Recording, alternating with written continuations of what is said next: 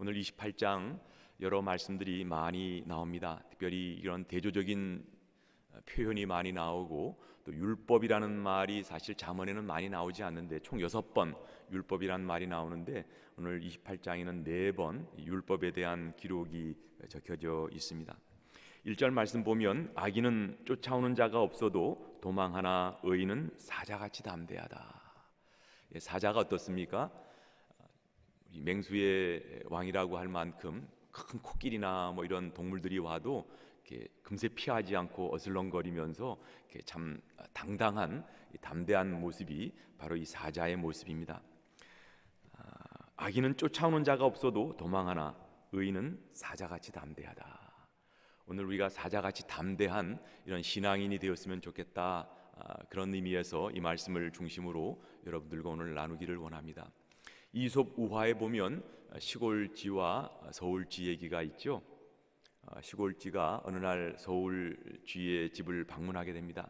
먼저 서울쥐가 시골에 가서 봤더니 너무 시골쥐가 먹을 것도 없이 이렇게 좀 불쌍하게 사는 것을 보고 우리 서울에 한번 와서 맛있는 것도 많고 좋은 게 많으니까 와서 한번 봐라. 그래서 시골쥐가 서울에 가봤더니 정말 너무 많은 좋은 음식, 산의 진미가 있고 자기가 시골에서 먹던 콩이나 뭐 이런 음식하고는 비교가 될 수 없는 그런 좋은 환경 가운데 있는 것을 보았습니다.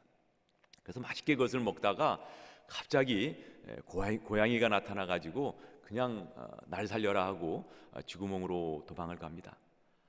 그리고 또 고양이가 떠난 다음에 또 다시 나와서 음식을 먹다 보니까 조금 이따 사람이 또 나타나가지고 그냥 또 먹다 말고 도망을 가는 그런 상황에서 이 시골쥐가 서울쥐에게 그렇게 이야기를 하죠. 아무리 음식이 좋고 맛이 있고 좋아도 서울에는 도대체 못 살겠다.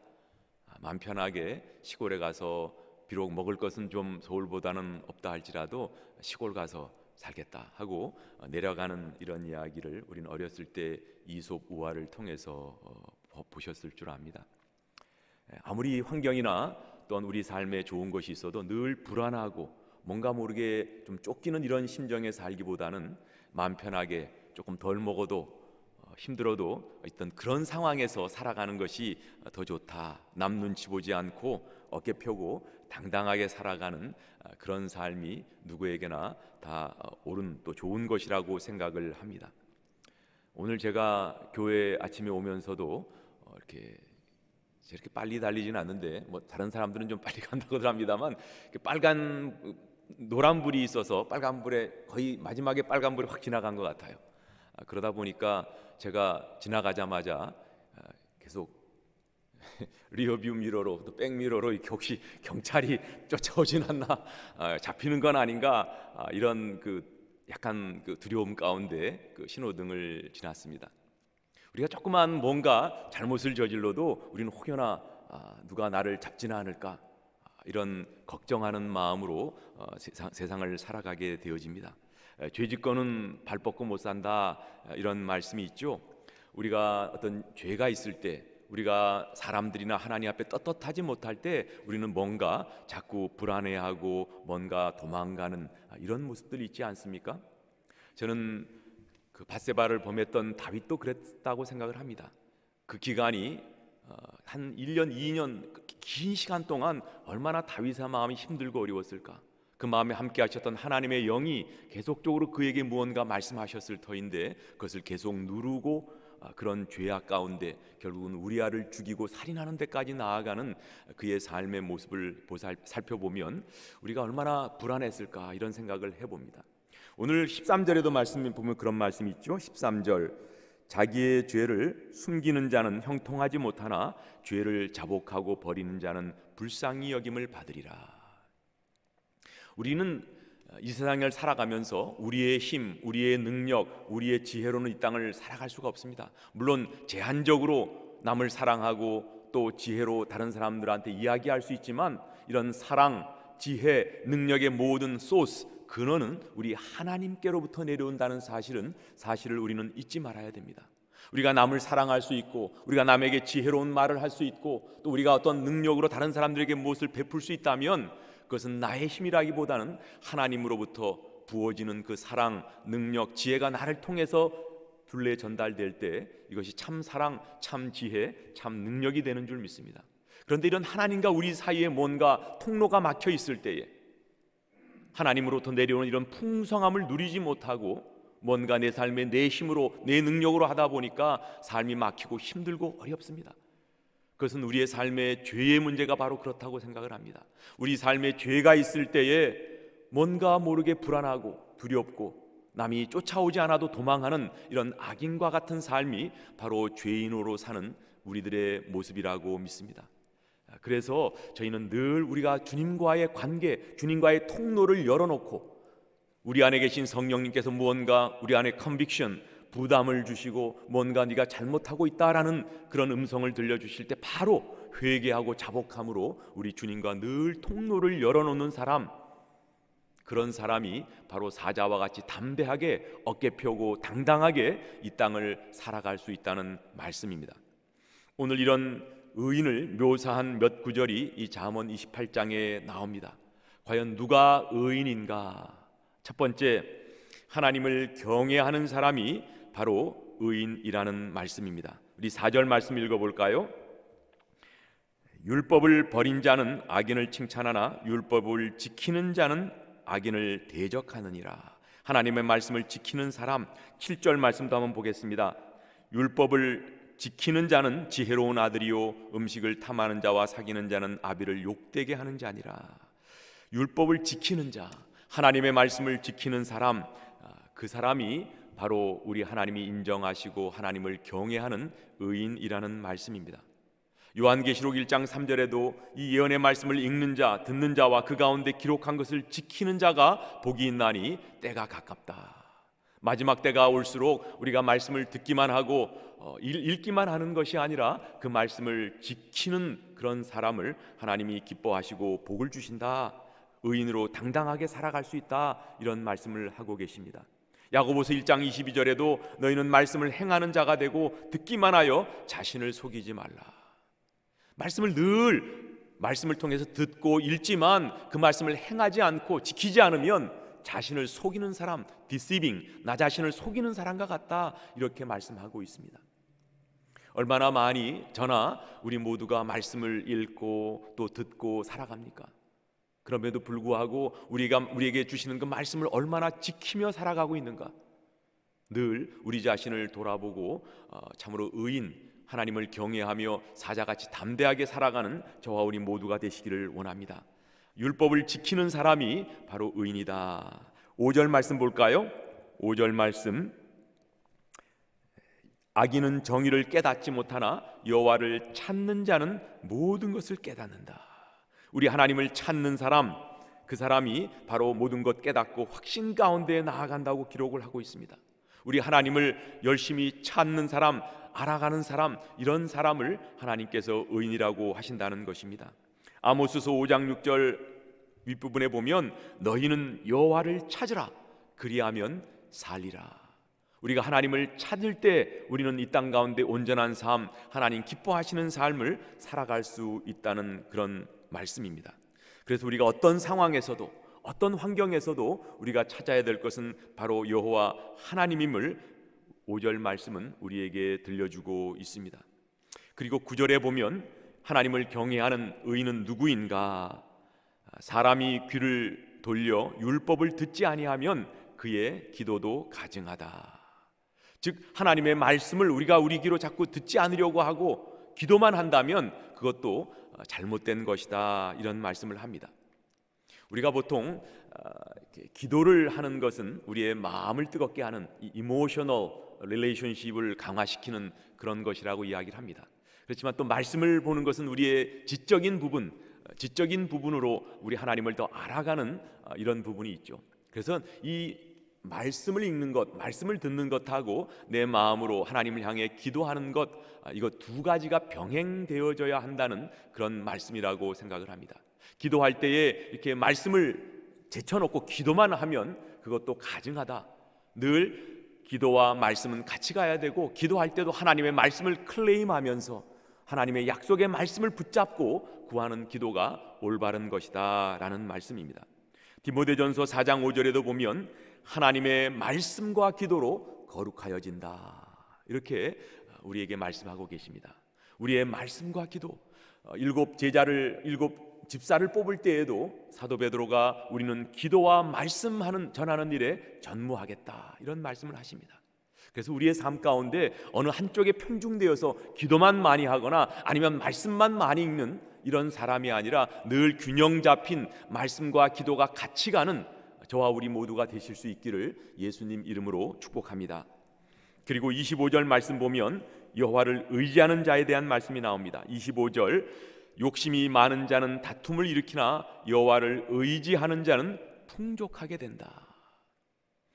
우리 삶 가운데 어려움이 오거나 힘든 일이 올 때 우리는 누구를 주로 찾아갑니까? 대부분 이런 어려운 상황에 나를 도와줄 사람이 누가 있나? 우리는 그 사람을 찾아가서 나의 어려운 상황을 이야기하고 좀 도와달라는 이런 이야기들을 종종 합니다. 그러나 우리가 직접 어떤 사람에게 구해서 도움을 받는 것하고 내가 하나님 앞에 기도해서 그 하나님을 통해서 어떤 사람을 통해서 나에게 도움을 주는 것은 다르다고 생각을 합니다. 우리 하나님을 믿고 의지하는 사람은 문제가 있거나 내 삶에 어떤 필요가 있을 때에 사람을 찾아가서 구걸하고 도와주십시오, 내가 이런 필요가 있습니다 하기 전에 우리는 먼저 하나님에게 주님, 나의 상황이 이렇습니다, 내가 이런 힘든 어려운 가운데 있습니다, 이런 필요가 나에게 있습니다, 주님 도와주십시오. 이렇게 하나님께 기도할 때 하나님께서는 사람을 통하여 우리에게 그런 필요를 채워주실 수 있는 분이라고 믿습니다.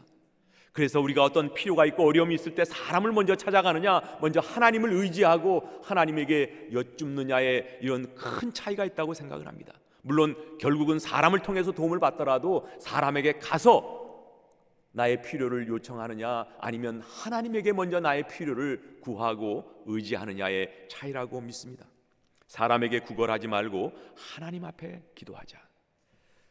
참된 의인은, 우리가 담대하게 이 땅 가운데 당당하게 살아갈 수 있는 사람은 이렇게 하나님을 경외하고 하나님을 프라이어리티 넘버 원으로 두는 이런 사람이 이 땅 가운데도 자신 있게 당당하게 살아갈 수 있다고 오늘 잠언 기자는 우리에게 말씀합니다.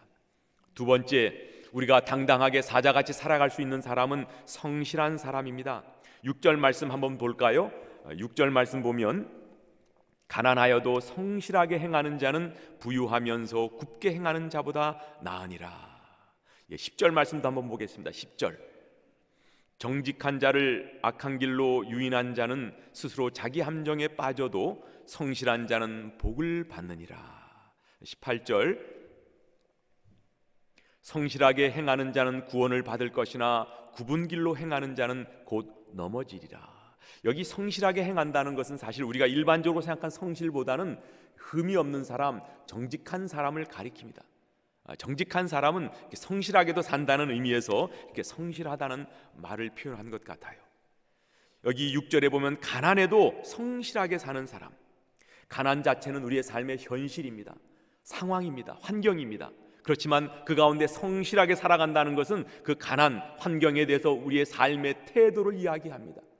우리의 환경과 삶이 아무리 힘들고 어렵고 또 가난하게 살아도 내 삶이 흠이 없이 성실하게 살아가는 그런 사람, 그래서 어떤 사람을 칭찬해주는 가장 좋은 그리고 최고의 어떤 그런 말이 있다면 그것은 참으로 당신은 성실한 사람입니다. You are a man of integrity. 당신은 참으로 정직하고 성실한 사람입니다. 우리 이근희 집사님을 뵈면 좀 그런 느낌이 안 드십니까? He is a man of integrity. 늘 성실하게 모든 일에 맡겨진 일에 최선을 다하는 이런 삶의 모습을 말씀하고 있습니다. 비가 오나 눈이 오나 꾸준하게 참 이렇게 흔들리지 않고 늘 성실한 사람을 우리는 당해내지 못합니다. 우리의 삶 가운데 이런 정직하게 성실하게 살아가는 것, 우리에게 맡겨주신 일에 최선을 다해 살아가는 것, 바로 그 사람을 하나님은 인정하신다는 것이죠. 제가 예전에 한번 그런 말씀 드린 것으로 아는데, 이 마더 테레사가 그 노벨 평화상을 받고 난 후에 리포터가 와가지고 당신은 뭐 다른 유명한, 예를 들면 마이크로소프트의 빌 게이츠 이런 사람들과 비교해서 다른 사람을 돕는 이런 거에서는 사실 많이 떨어지는데 어떻게 당신같이 이 콜카타, 캘커타의 이 빈민촌에 고아들 좀 돌보는 이런 것 때문에 노벨 평화상을 받는 게 조금 좀 과하지 않느냐, 이런 식의 질문을 했을 때 마더 테레사가 뭐라고 대답했다고 알고 계시죠? God did not call me to be successful, but to be faithful. 하나님은 나를 이곳에 부르신 것이 여기서 성공하라고 많은 고아들 수백, 수천, 수만 명을 불러서 그들을 섬기고 이렇게 나를 불러주신 것이 아니라 내 삶의 현장에서 내가 얼마나 성실하게 내게 주어진 환경 가운데 최선을 다하여 살아가는 그런 사람으로 불러주셨지, 내가 무슨 크게 무엇을 행하는 그런 사람으로 부르지 않으셨다. 우리 히브리서 3장에도 보면 예수님의 삶의 모습을 바로 이렇게 성실한 사람으로 표현을 하고 있습니다. 모세가 온 하나님의 집에 이렇게 정직하고 성실한 삶을 사셨던 것처럼 예수님께서도 그의 삶에 이렇게 성실한 삶을 살아가셨다. 성경에 나오는 많은 신앙의 선배들을 살펴보아도 이렇게 자기의 주어진 삶의 성실과 정직을 다해 사셨던 모습을 우리는 발견합니다. 요셉의 삶이 그러하지 않습니까? 보디발의 가정 총무로 또 감옥에 들어가서도 그는 주어진 삶 가운데 정직하게 성실하게 최선을 다해 살아갔던 그 요셉을 하나님이 들어서 애굽의 총리로 사용하셨던 모습을 봅니다. 다윗은 어떠합니까? 그의 목자로 아무도 돌아보지 않는 그 양을 돌보는 그런 양치기의 그런 사람이었지만 그가 최선을 다해서 그 양을 지키고 돌보는 그런 상황 가운데 우리 하나님께서 그를 부르셔서 이스라엘을 다스리는 왕으로 삼으셨던 일을 우리는 알고 있습니다. 바울은 어떠합니까? 그의 모든 삶 가운데 최선을 다해 성실하게 맡겨주신 일을 감당하는 이런 모습. 우리가 사자같이 이 땅을 담대하게 살아가기 위해서는 우리 하나님이 인정하는 삶을 사는 이런 성실한 사람, 내게 주어진 일에 최선을 다하는 이런 사람, 하나님의 쓰임받는 의인이라고 믿습니다. 세 번째, 누가 의인인가? 충성된 사람이라고 생각을 합니다. 우리 20절부터 22절 말씀을 같이 한번 읽겠습니다. 충성된 자는 복이 많아도 속히 부하고자 하는 자는 형벌을 면하지 못하리라. 사람의 낯을 보아주는 것이 좋지 못하고 한 조각 떡으로 말미암아 사람이 범법하는 것도 그러하니라. 악한 눈이 있는 자는 재물을 얻기에만 급하고 빈궁이 자기에게로 임할 줄은 알지 못하느니라.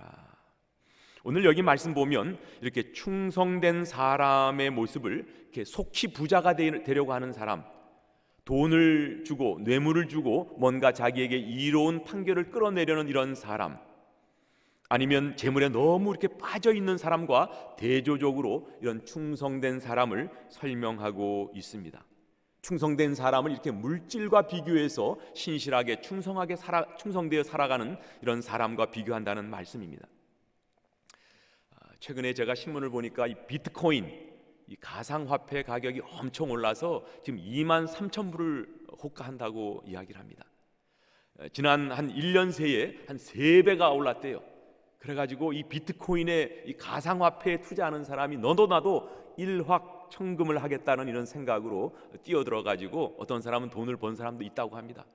우리 정일진 집사님 혹시 보셨는지 모르겠습니다.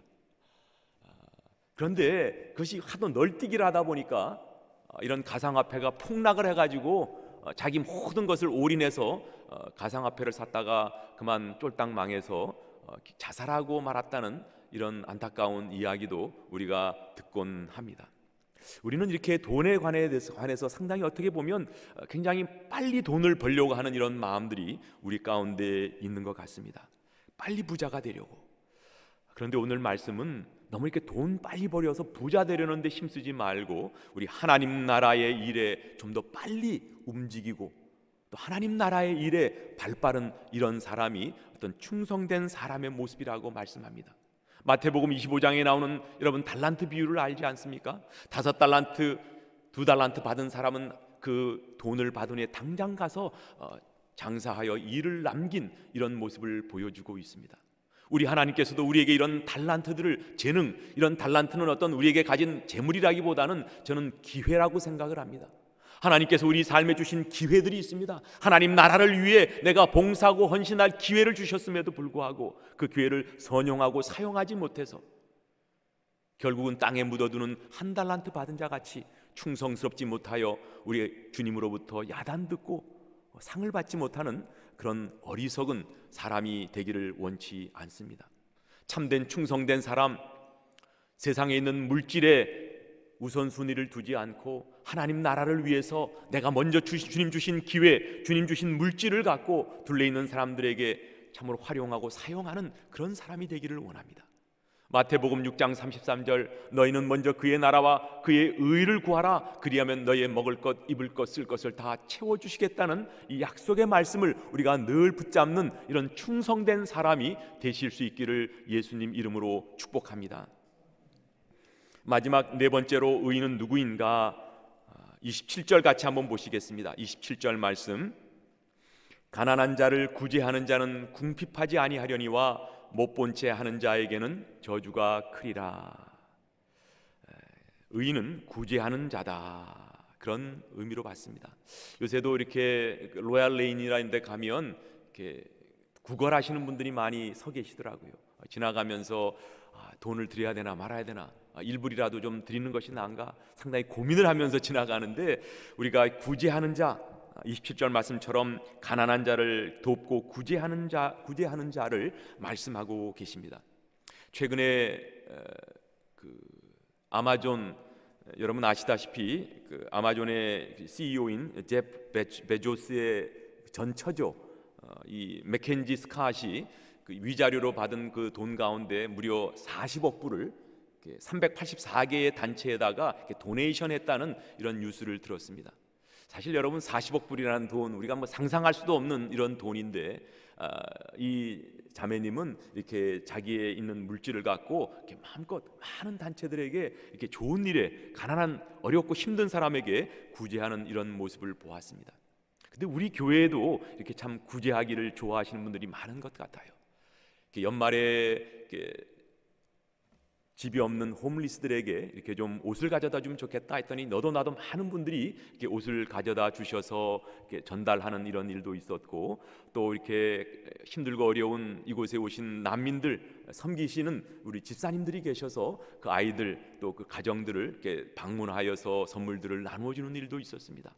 또 이번 25일 날도 저희가 우리 교회에 이렇게 힘드시고 어려운 분들, 이렇게 거동하기 힘드셔서 코로나 바이러스로 힘드신 이런 분들, 또 이렇게 약하신 이런 분들을 이렇게 방문하여 돕는 이런 일을 합니다.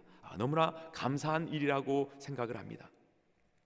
우리 예수님께서도 마태복음 25장 40절에 보면 양과 염소의 비유 가운데에 내 형제 중에 지극히 작은 자 하나에게 한 것이 곧 누구에게 한 것이라고요?